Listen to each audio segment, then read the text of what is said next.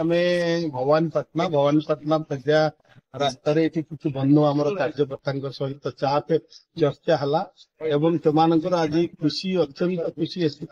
आज विषम कटक को आम प्रिय लोकप्रिय मुख्यमंत्री श्री मोहन चरण माझी एनआईसी रूप में डिक्लेयर कर खुशी सब्यस्त अच्छी आगामी दिन में रायगड़ा जिलार केमती विकास भित्तिभूमि स्थिति समस्त प्रकार रही आमर प्रभारी मंत्री भी अच्छा जो माइनिंग मंत्री आमर स्टील एंड माइन्स भाई विभूति भूषण जेना अच्छा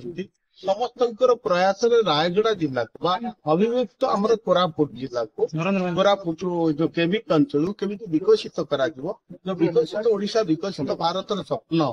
प्रथम एठू आरंभ हम यही जिला जो रही विभिन्न उपांत एरिया एवं विभिन्न जो सरकारी योजना अच्छी से योजना मान केमती लोकों पाखे पहुंचबो आम कार्यकर्ता माने से दिगरे वर्तमान काम कर सरकार जो विभिन्न जनकल्याण योजना रही आमर जो सर्वोदय समस्त केमती विकास हो अंतर्दय समाज अंतिम भाग शेष भाग लोकटी पाखे सरकार केंद्र सरकार बा राज्य सरकार समस्त योजना केमती पहुंचबो वर्तमान से दिगरे आज आम सरकार काम कर आज आपण मान देखुथिबे जो कथा दे कथा रखुवा सरकार होची मोहन माझी सरकार एठी हम कृषक मानकर विकास पे कथा देइथिलु धान क्विंटाल पिछा 3100 टंका करागला महिला मानकर विकास पाई कथा आइथिलु जे सुभद्रा योजना प्रति वर्ष 10,000 करी 5 वर्ष 50,000 टंका दबार व्यवस्था करा जाउची तेणु सेही अनेक वर्तमान युगांतकारी योजना आज सरकार आणुचंती जोटा कि लोकंकर हितर रहिबो एवं एई अंचल विकास रे लाइन। धन्यवाद सर।